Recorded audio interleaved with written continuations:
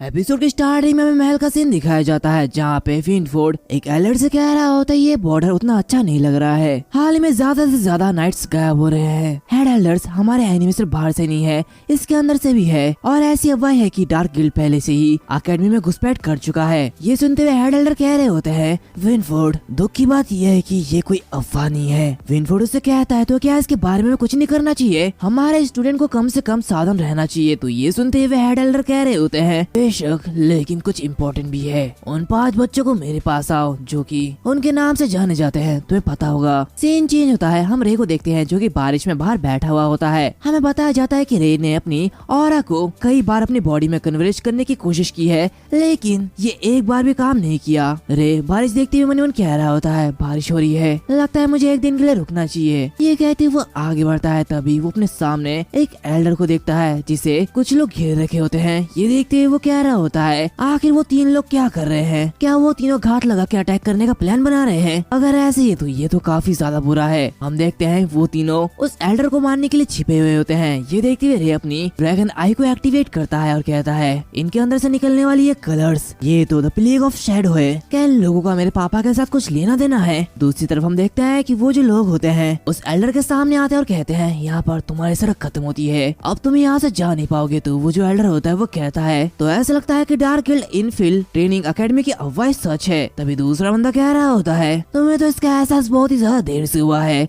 Dark guild जल्द ही पूरी academy पर कब्जा कर लेगा और कोई भी हमें नहीं रोक पाएगा। तो वो एल्डर कहता है तो तुम लोग 4 हो, क्या लंबे समय के बाद इस बॉडी को ढीला करना ये कोई चैलेंज से बढ़कर कुछ नहीं है? तो तभी लीन उसके बीच कूदते हुए कह रहा होता है 4 के अगेंस्ट 2 के बारे में क्या? और ये कहते ही वो भी उनके सामने आ जाता है। तो एल्डर उसे देखते हुए कह रहा होता है तुम हमारे स्टूडेंट्स में से एक हो, है ना? लीन कहता है आपको इसमें शामिल करने के लिए मैं माफी चाहता हूँ, मैं इन्हें संभाल लूंगा। जो कि देखते हुए वो लोग कह रहे होते हैं आखिरकार ये बच्चा कहाँ से आया? तो दूसरा बंदा कहता है इससे कोई फर्क नहीं पड़ता, वो दोनों मरने वाले हैं। तभी वो एल्डर अपनी पावर को अनलीश करता है, उसकी पावर बहुत ही ज्यादा होती है और वो कह रहा होता है अब जो बात इसकी आ गई है तो इन दोनों को बिजी रखने के लिए मेरी मदद करो। तो चलो इसे जल्दी खत्म करते हैं। ये देखते हुए रे काफी ज्यादा हैरान होता है, वो मन ही मन कह रहा होता है इस बूढ़े आदमी की QI ये कुछ अलग ही लग रही है। दूसरी तरफ वो जो एनिमीज होते हैं वो रे पर अटैक करते हैं और कहते हैं आज तो मरने वाले हो बच्चे। क्योंकि देखते हुए रे उन्हें डॉज करता है और मन ही मन कहता है इनकी कॉन्शियसनेस अभी भी बेकरार है, बिल्कुल मेरे पापा की तरह। ऐसा लगता है कि इन्हें कंट्रोल किया जा रहा है। वो उनके अटैक को इजीली डॉज करते हुए उन पर अटैक करता है, लेकिन वो लोग उस पर अटैक करते हैं जिसकी वजह से लिन काफी ज्यादा पीछे हो जाता है। उनमें से एक बंदा कहता है हे बच्चे क्या तुम नहीं जानते कि QI का यूज कैसे किया जाए? तो दूसरा बंदा कहता है नहीं, ये तो सिर्फ एक नौ सीखिया है, ये बस हमारे हाथों मरने वाला है। ये देखते हुए रेमन कहता है शिट उन्होंने ये ढूंढ लिया। और ये कहते ही वो स्वॉर्ड को अपने मुंह से दबा लेता है। वो लोग कह रहे होते हैं आखिर ये क्या कर रहा है, ये अपनी स्वॉर्ड को अपने मुंह से यूज करने जा रहा है, अब ये कैसी टेक्निक है? तो दूसरा बंदा कहता है इसकी किसे पड़ी है, चलो उसे मारो। वो दोनों मिलकर उस पर अटैक करते हैं, लेकिन रे काफी इजीली उसे डॉज करता है। ये देखते हुए वो लोग कह रहे होते हैं इस कमीने की स्पीड काफी ज्यादा अजीब है, हम उसे पकड़ नहीं सकते। तो दूसरा बंदा कहता है ठीक है दोनों तरफ भागो, उसे भागने मत दो। तभी वो अपने पीछे देखते हैं जहाँ पे वो एल्डर बाकी दोनों को निपटा चुके होते हैं और उसकी बॉडी कुछ ऐसी होती है। वो कह रहा होता है चलो तुम लोग कंटिन्यू रखो, मुझे देखने दो कि वो बच्चा क्या क्या कर सकता है। ये देखते हैं वो तीनों काफी ज्यादा हैरान होते हैं। उनमें से कह रहा होता है आखिर हम क्या करें, क्या हमें उसका यूज करना चाहिए? तो दूसरा बंदा कहता है चलो पहले कुछ और करने का ट्राई करते हैं, पहले उस लड़की को पकड़ते हैं। दूसरी तरफ रे मन ही मन कह रहा होता है ऐसा लगता है कि उसे मेरी मदद की कोई भी जरूरत नहीं है, लेकिन चूंकि मुझे फाइट करने का मौका मिला है तो अगर मैं ऐसा करूँ तो बुरा मत मानना। ये कहते वो काफी तेजी के साथ आगे बढ़ता है और उनके ऊपर अटैक करता है। वो उनके अटैक को इजीली डॉज कर रहा होता है। तभी उनमें से एक बंदा उसके ऊपर अटैक करते हुए कहता है चलो देखते हैं कि तुम इस बार कहाँ जाते हो। तो ये सब देखते हुए वो एल्डर कह रहे होते बच्चे उसका हाथ पकड़ो और अपनी ओर खींचो। ये सुनते हुए लिन थोड़ा हैरान होता है। वो एल्डर कहते हैं चारों ओर मुड़ो और उसे नीचे गिराने के लिए मोमेंटम का यूज करो। तो ये सुनते हुए रे उसके हाथों को पकड़ते हुए उसे काफी जोर से घुमाते हुए नीचे गिरा देता है। तभी एल्डर उसे पंच करते हुए निपटा देते हैं। रे ये देखते हुए मोइमन कहता है ये तो काफी ज्यादा स्ट्रॉन्ग है। बाकी जो दूसरा बंदा होता है वो डर रहा होता है। एल्डर कह रहा होता है ऐसा लगता है कि बाकी के लोग आ चुके हैं। तभी वो जो दूसरा एनिमी होता है वो भागने लगता है। रे उससे कहता है भागो मत, तुम बच के जा नहीं पाओगे। तभी एल्डर उसे कह रहे होते हैं किसी ऐसे इंसान के पीछे मत जाओ जो कि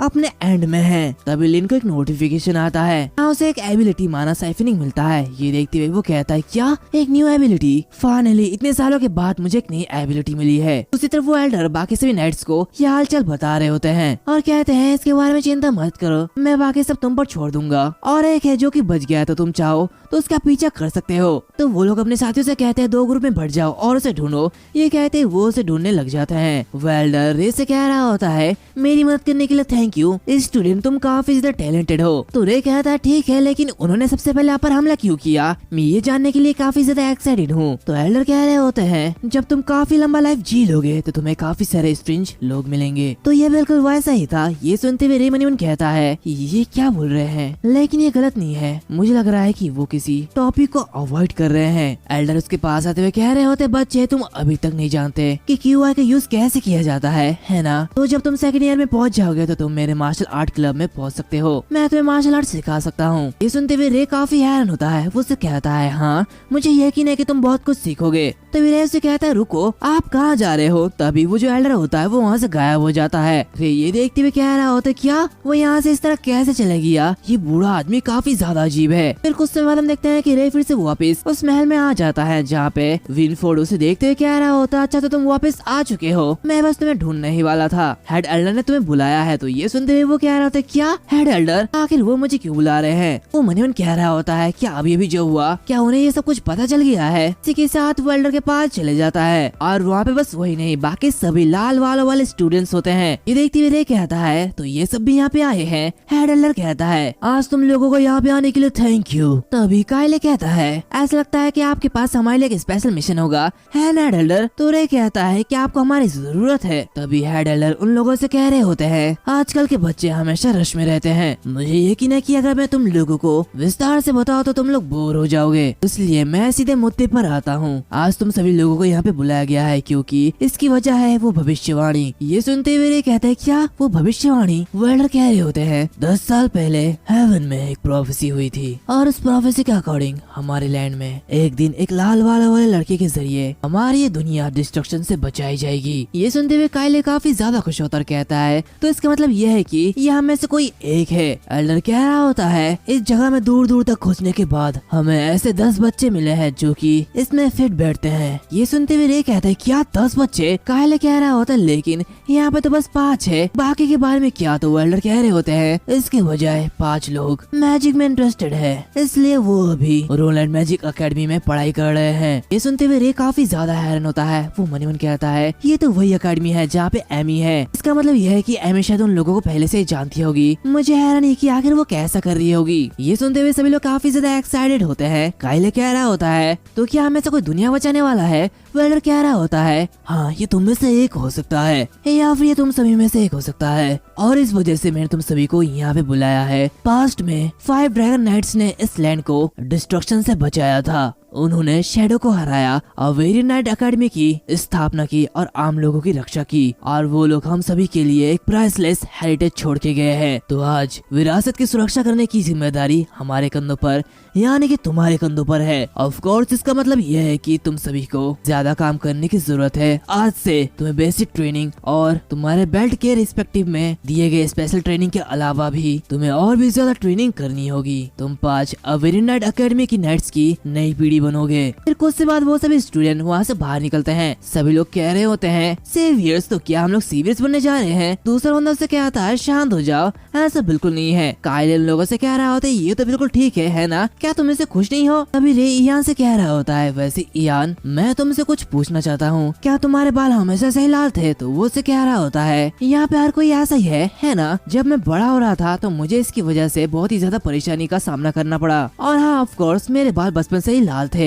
ये सुनते हुए रे मनीमन कहता है मैंने काइले से भी ये पूछा था और उसके बाल भी हमेशा से ही लाल थे, लेकिन मेरे बाल पहले काले थे और फिर लाल हुए। इस बात को एक तरफ रखते हुए कि क्या इसके वजह से मुझे अभी भी ड्रैगन नाइट के रूप में गिना जाएगा, ये क्वेश्चनेबल है कि हेड की बातों पर कितना ज्यादा विश्वास किया जा सकता है। वो जरूर हमसे कुछ छिपा रहे होंगे। दूसरी तरफ हम देखते हैं विनफोर्ड हेड से कह रहा होता है हेड एल्डर मुझे समझ नहीं आता आपने अभी बच्चों को पूरी प्रोफेसी क्यों नहीं बताई। तो वो कह रहा होता है उनकी उम्र अभी कम है और उनके कंधों पर पहले से बहुत कुछ है विनफोर्ड, तो हमें उन्हें इस चीजों के बारे में तभी बताना चाहिए जब वो तैयार होंगे। विनफोर्ड कह रहा होता है ठीक है मैं समझ चुका हूँ। और फिर अगले दिन हम देखते हैं रे ड्रैगन नाइट्स के बारे में रिसर्च करता है। वो कह रहा होता है मुझे हैरानी इस बात पर हुआ कि जब लोग अभी भी ड्रैगन को बुराई और मैलिस का सिंबल मानते हैं तो दूसरी तरफ कई सारे लोग ऐसे हैं कि वो इस पे बिलीव ही नहीं करते। ये कहते ही वो ड्रैगन नाइट्स के ट्रुथ के बारे में पढ़ रहा होता है। वो कहता है कि माइनॉरिटी अभी भी पास्ट पर बिलीव करती है। ये दुनिया शैडो से प्लीज्ड नहीं थी और ड्रैगन इस जगह को प्रोटेक्ट करते थे और कई जगह पर यह भी कहा गया कि ड्रैगन नाइट्स उन्हें माइटी हीरोज भी कहा जाता था।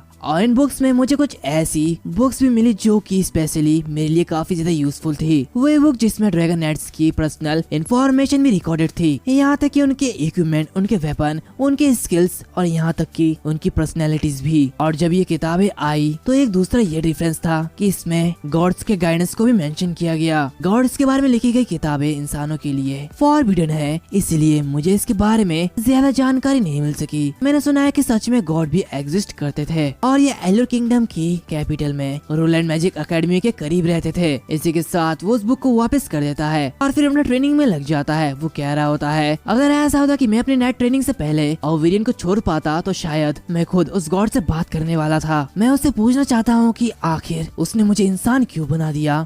मैं इंसान नहीं बनना चाहता था। और पलक झपकते ही 1 साल बीत जाते हैं। देखते हैं उसकी एक्सपी और उसके पेट की एक्सपी 96% तक पहुँच जाती है। वो कह रहा होता है 1 साल मैंने अपने ट्रेनिंग के साथ बिताया है, साथ ही साथ मैंने हंटिंग भी किया जिसे मैंने टाइम रहते पूरा किया था और कल मेरा 2nd ईयर का पहला दिन होगा। फिर में आधी रात का सीन दिखाया जाता है जहाँ पे वो सोने की कोशिश करता है लेकिन रे नींद में चिल्ला रहा होता है। वो कहता है नहीं ऐसा मत करो। ये देखते हुए वो काफी हैरान होता है और कहता है गैरी क्या ये कोई सपना देख रहा है। वो उसे उठाता है तो गैरी उठते हुए कह रहा होता है रे आखिर तुम यहाँ पे क्या कर रहे हो। वो काफी ज्यादा थका हुआ होता है, वो हाफ रहा होता है। रे उसे देखते हुए कहता है तुम अभी नींद में चिल्ला रहे थे, क्या तुम ठीक तो हो। तो गैरी उससे कहता है बेशक मैं ठीक हूँ, बस मैं अभी एक बुरा सपना देख रहा था तो इसलिए तुम जाओ और वापस सो जाओ, कल एक सेरेमनी है तुम्हें पता है ना। तो रे कहता ठीक है सो जाओ। और वो मन कहता है ये से बहुत ही ज्यादा पुश कर रहा है जैसे कि वो हमेशा करता है, लेकिन आखिर वो किस तरह का नाइटमेयर देख रहा होगा जो कि उसे इतना ज्यादा डरा रही है। इस हम देखते हैं कि गैरी की आंखें काफी ज्यादा सूजी हुई होती है जो कि देखते हुए रे मन कहता है वाह ऐसा लगता है कि उसकी नाइटमेयर कुछ अजीब ही थी। तब उनके सामने नस्ले भी आती है और कहती है तो तुम दोनों आगे, क्या तुम दोनों के पास पहले से कोई क्लब है जिसमें तुम शामिल होना चाहते हो। तो रे कहते हैं क्या क्लब, तुम्हारा मतलब क्या है। नस्लेवी उसके पास आते हुए कह रही होती है अरे तुम्हें ध्यान देना चाहिए था, 2nd ईयर के सभी स्टूडेंट को शामिल होने के लिए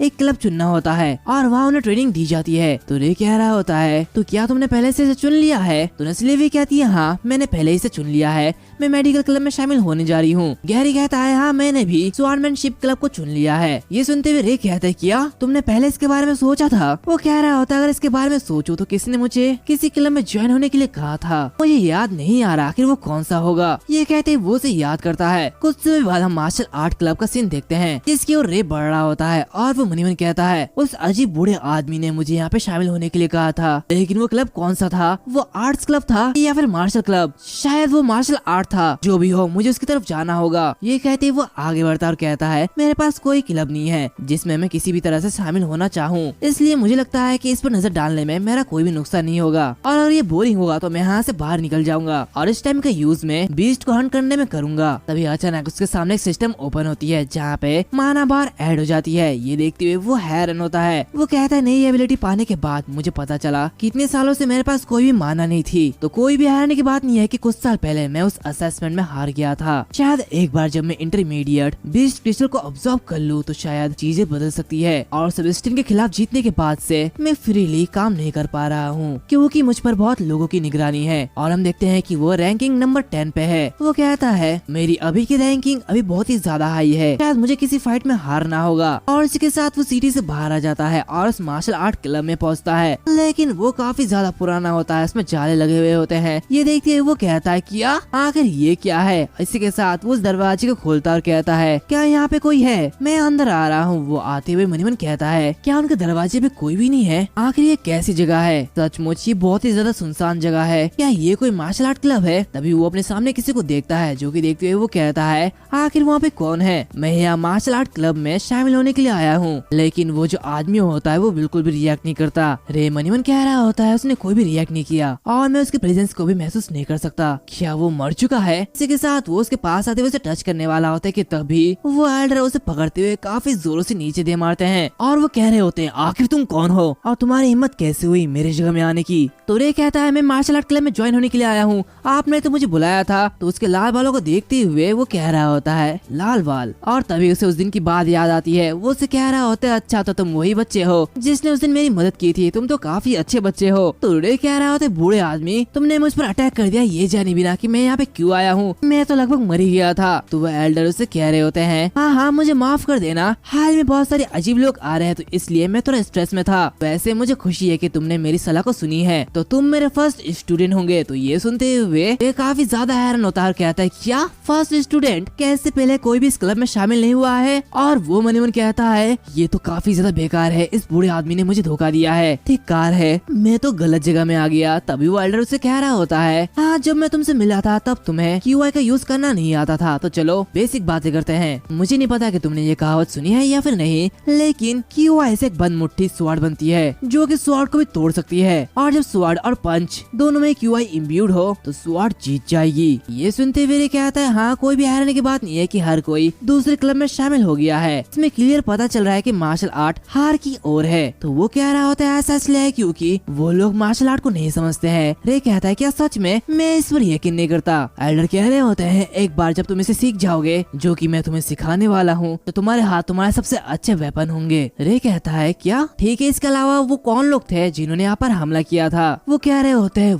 वो तो डार्क गिल्ड के मेंबर थे। ये सुनते हुए वो काफी हैरान होता है, कहता है क्या डार्क गिल्ड? एल्डर कह रहे होते हैं तुम उनके बारे में अपने सेकंड ईयर की स्टडीज में सीखोगे, लेकिन वो बस एक रेडिकल ऑर्गेनाइजेशन है जिनका टारगेट बस यही है कि एलुर किंगडम को उखाड़ फेंकना। उनकी लीडर पास्ट में अवीर नाइट अकेडमी के हायर अप्स थे और अकेडमी से निकालने जाने के बाद उन्होंने ये ऑर्गेनाइजेशन बनाया। ये सुनते हुए लिन मनीमन कह रहा होता है उनकी ऑरा को देखते हुए ऐसा लगता है कि द प्लीज ऑफ शैडो ने उनके साथ बहुत कुछ किया है, शायद वो लोग पापा के बारे में कुछ जानते होंगे। वो कह रहा होता है ये काफी ज्यादा खतरनाक लग रहा है, आखिर वो आपके पीछे क्यों थे? एल्डर कह रहा होता है मुझे तुम्हें कुछ बताना तो नहीं चाहिए, लेकिन मुझ पर तुम्हारा एक ऐसा है तो इसलिए मैं तुम्हें बताऊंगा। वो चाहते थे कि मैं मर जाऊं क्योंकि मैं अवेरियन नाइट अकेडमी के 6 एल्डर में से एक हूँ, वॉन। ये कहते ही वो अपने बॉडी को दिखाता है और कहता है भले ही मैं बूढ़ा हो सकता हूँ लेकिन मुझे अपनी मसल्स पर पूरा भरोसा है, तो चलो ड्रैगन नाइट मुझे दिखाओ कि तुम क्या क्या कर सकते हो। ये देखते हुए रे लड़ने के लिए तैयार हो जाता है और कहता है मैं अपनी पूरी ताकत लगाऊंगा।